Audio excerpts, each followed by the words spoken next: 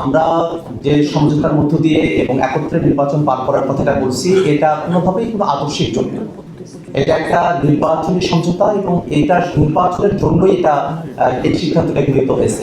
জাতীয় নাগরিক party NCP আমরা আমাদের যে রাজনৈতিক আদর্শ, সেই রাজনৈতিক আদর্শের উপরেই আমরা আমাদের রাজনৈতিক কার্যক্রম পরিচালনা করবো। এবং আপনারা খেয়াল করে দেখবেন যে আমরা যে 47 জনকে আমাদের দলের তরফ থেকে মনোনয়নপত্র দিয়েছি, তাদের মধ্যে উল্লেখযোগ্য সংখ্যক নারী প্রতিনিধি রয়েছেন।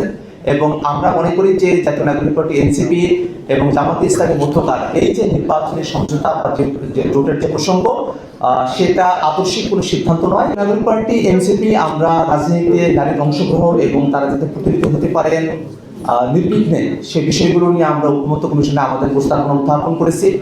এবং আমাদের যে জুলাই সনদ, সেই জুলাই সনদের মাধ্যমে একটা সিদ্ধান্ত চলে এসেছে। সেই সিদ্ধান্ত আসলে জুলাই সনদ গৃহীত হওয়ার পর থেকে কার্যকর হবে।